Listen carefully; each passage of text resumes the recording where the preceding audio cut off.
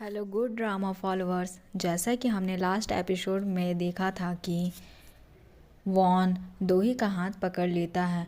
वो देखता है कि उसका क्रॉस का साइन दोही के हाथ में होता है। इस पर वो दोही से पूछता है कि तुमने मेरे साथ क्या किया, मेरा क्रॉस का साइन तुम्हारे हाथ पर क्या कर रहा है। दोही शॉक हो जाती है और उससे पूछती है कि तुम कौन हो। ये बोलकर वो बेहोश हो जाती है। फिर हमें हॉस्पिटल का सीन दिखाया जाता है जहां उसे होश आ जाता है। वहां पर उसकी मैनेजर शीन भी होती है। वहां पर वॉन भी होता है। वॉन अपनी हैंकी से दोही का स्वेट साफ करने लगता है और उससे कहता है कि फाइनली तुम्हें होश आ गया, मुझे तुम्हारी चिंता हो रही थी। उसे देखकर दोही शॉक हो जाती है। वो उससे कहती है कि तुम यहाँ क्या कर रहे हो।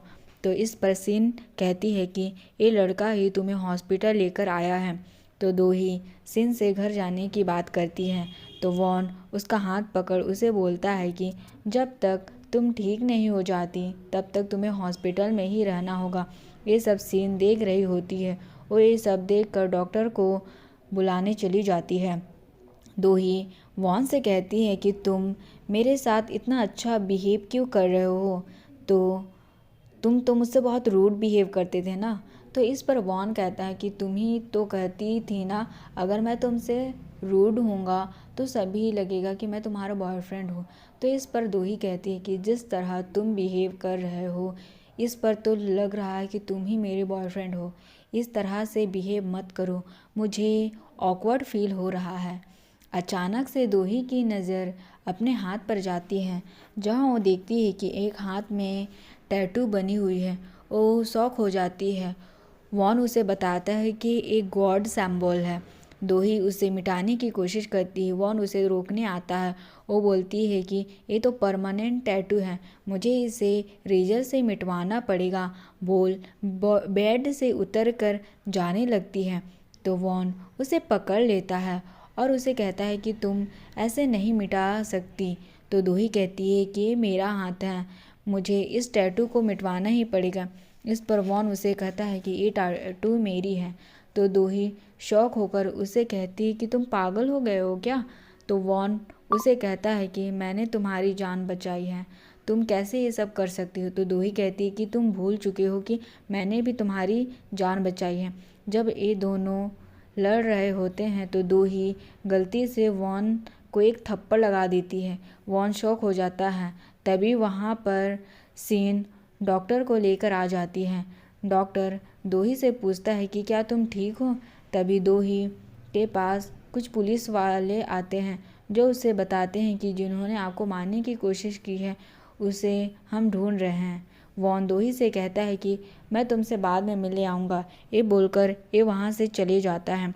नेक्स्ट सीन में पार्क वॉन की बुक माय डायमंड पढ़ रहा होता है जिसमें लिखा होता है कि अगर कोई डायमंड अपना डील पूरा नहीं कर पाता है तो उसे आग में जलना पड़ता है। जब ये सब पढ़ रहा होता है तो वहाँ पर वॉन आ जाता है जो उसे डांटता है उसकी बुक पढ़ने के लिए। तो पार्क कहता है कि मैं तुम्हारा सेक्रेटरी हूँ और इसे पढ़ने का मेरा पूरा अधिकार है। वॉन उसे बोलता है कि बिल्कुल भी नहीं। ये बोलकर वो बुक अपने लॉकर में रख देता है। पार्क वॉन से पूछता है कि अगर आपने अपना डील कंप्लीट नहीं किया तो क्या आप जल जाओगे, आपको कितनी डील करनी पड़ेगी। तो वॉन कहता है कि पता नहीं, इसलिए मैं अभी परेशान हूँ। वॉन पार्क को दोही का कार्ड देता है और उसे दोही के बारे में इंफॉर्मेशन निकालने की बात करता है। तो पार्क कहता है कि क्या ये लड़की आपको पसंद आ गई है। तो वॉन उसे मना कर कहता है कि नहीं, बल्कि इसने मेरा सिंबल चोरी किया है। पार्क कहता है कि कुछ और भी ऐसा है जो आपके पास नहीं है।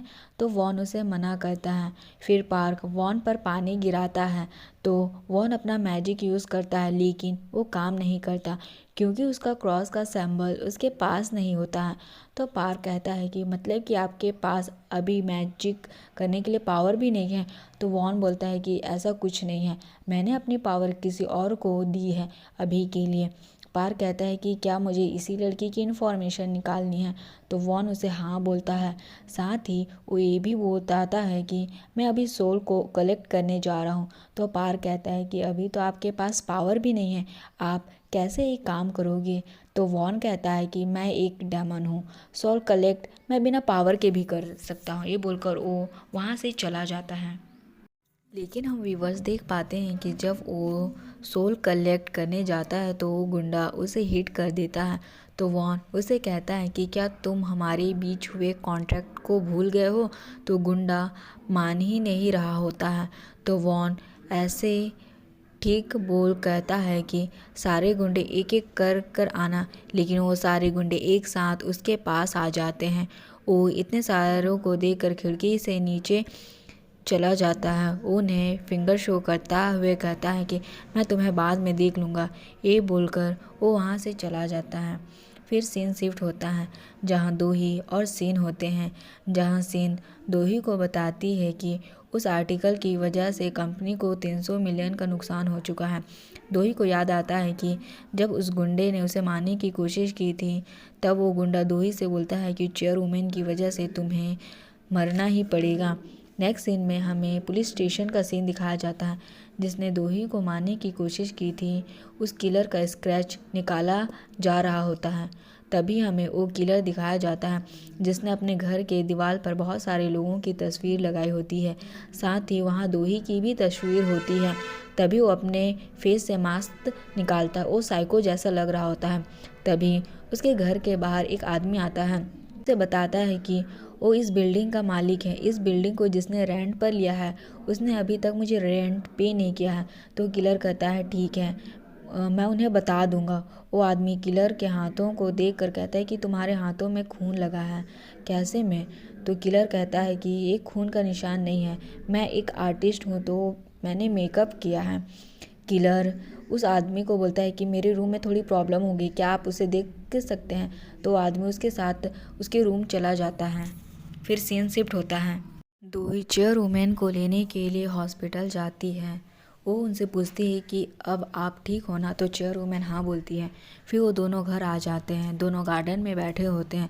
तो दोही उनसे पूछती है कि क्या आप मुझे कुछ बताना चाहती हैं या कुछ ऐसी बात है जो आप मुझसे छिपा रही हैं? तो चेयरवुमैन शॉक हो जाती है। वो बोलती है कि नहीं, मैं तुमसे भला क्या छिपाऊंगी। हम व्यूअर्स देख पाते हैं कि वो उससे कुछ छुपा रही होती हैं। तभी वहाँ पर जून आ जाता है, जो चेयरवुमैन का भतीजा होता है। वो कुछ रिपोर्ट दिखाने के लिए वहाँ आया रहता। रिपोर्ट दिखाने के बाद वो और दोही जून जा रहे होते हैं। तो चेयरवुमैन कहती है कि तुम दोनों एक ही जैसे हो, बस तुम्हें काम के अलावा कुछ नहीं सूझता। तुम दोनों परफेक्ट कपल बनोगे, तुम दोनों को शादी कर लेनी चाहिए।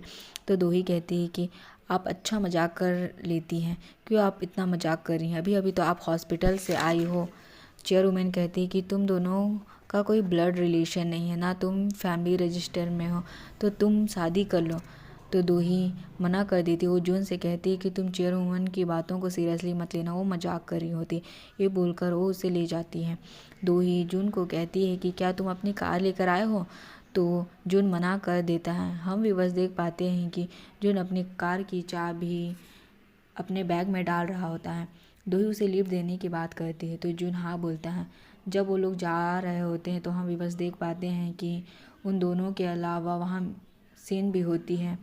जून थोड़ा सैड होता है, वो सोच रहा होता है कि वो और दोही अकेले होंगे, बट ऐसा कुछ नहीं होता।